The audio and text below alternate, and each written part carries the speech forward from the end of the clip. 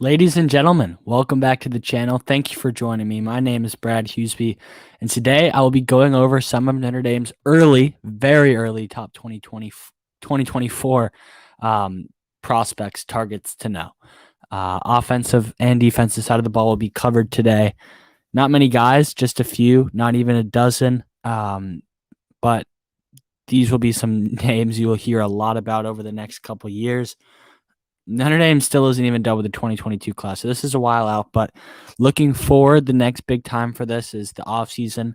Once Notre Dame finishes up its season, they will probably start offering a bunch more 2024 guys, especially St. Patrick's Day if they do what they did last year with the pot of gold when they just offered a ton of 2023 prospects. They all got on the phone with coaches and whatnot. That will probably happen again this year.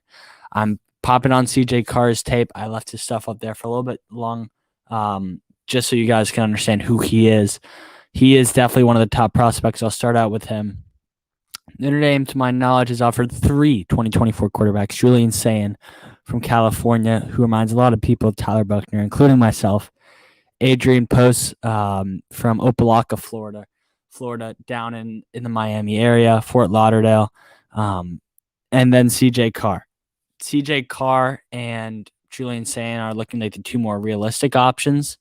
Post will probably end up at Miami, Florida State, Ohio State, one of those schools. But I think Julian Sayin is a Notre Dame lean, and I think CJ Carr has ended in his top 2 or 3 alongside Michigan, where his grandpa was the head coach, Lloyd Carr, years ago. But still extremely early. Things will happen. These things will shake up. But if I had to guess right now, quarterback side of things, Julian Sayin ends up in Notre Dame's 2024 class, which would be very, very big. Next, probably the second biggest target in the 2024 class, Peyton Woodyard, a kid who I had the pleasure of meeting just a few years ago. Woodyard was a hell of a young man. He's just a year younger than me. For you guys that don't know, I'm actually a junior in high school, but just very outspoken.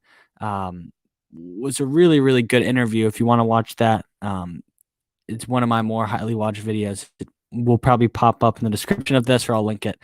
But Woodyard has gotten just a ton of offers, 20 offers. That's probably the most, if not second, third, fourth, fifth most in the country.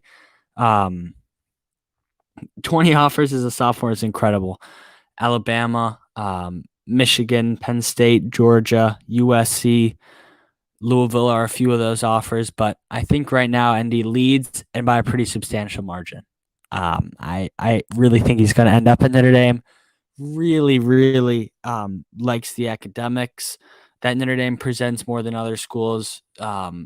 His cousin is Kyle Hamilton, who's probably not going to suit up in a Notre Dame uniform again, which is a little bit sad to think about, but Woodyard just has the makings to be the next great Kyle Hamilton, or maybe even Xavier Nwankpa. We'll see what happens there. But hey, I mean, Woodyard, I can't say enough good things about Woodyard. He is my number 2, right behind Julian Sayin in this 2024 class. Next, Ryan Wingo, another kid I got to interview. Wingo is a track star from St. Louis. I believe his brother runs track at Arkansas. Might be wrong on that. He has some family. I went to Arkansas. Another impressive young man. He told me, this was right after his visit. I interviewed him July 4th week. He said, I wasn't so sure about Notre Dame, but I got on the phone with Coach Alexander and saw campus, and I said, wow, it's definitely one of my favorite schools. He really liked what he saw in South Bend. He was very impressed by the Irish. He went for Irish Invasion on June 6th. And yeah, those are my main takeaways from that.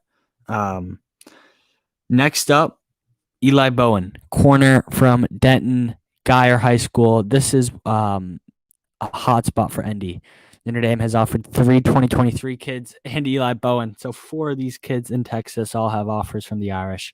His older brother, I would consider him not a Notre Dame lock, but close to that. I think Peyton Bowen's going to end up donning the blue and gold. And then maybe his little brother will follow along. His little brother is a sophomore, already has offers from the likes of Ole Miss, LSU, FSU, just incredible. So another kid to look at as we continue on. Jack Ressler, wide receiver from Mater Dei, teammate, plays alongside CJ Williams, 2022 commit. I think Wrestler liked South Bend. I don't think it's where he's going to end up. Him or Nico Iamaleava.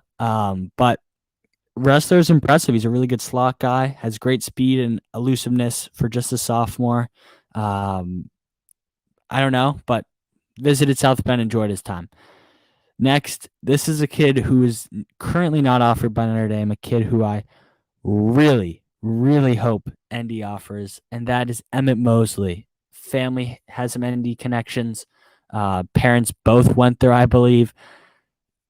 You can't draw this one up for Notre Dame. Modern day kid, loves CJ Williams, who's going to be at ND and hopefully do some big things. So really got to get in early on Emmett Mosley. I hope they offer. Maybe there's something holding up I don't know about, but right now he's playing all over the place. I think if he grows another couple inches, I could see him playing linebacker though.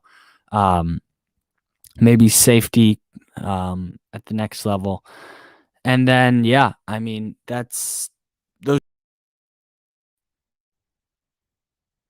You could also add in I'm trying to think. Sheesh.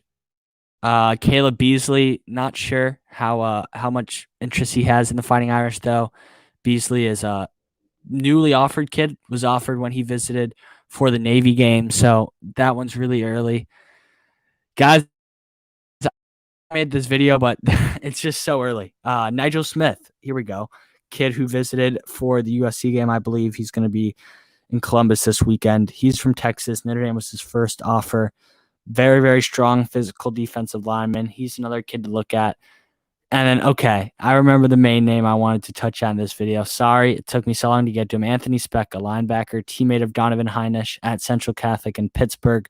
Wouldn't say Andy Locke, very close to that. I think he ends up in South Bend. But yeah, sorry guys, short video. That's all I got. I probably won't make another one of these videos until the next calendar year, but I decided to make a quick one. I will have more 2023 and 2022 content coming at you guys soon. But for right now, this is it. Thank you guys for watching. Peace out.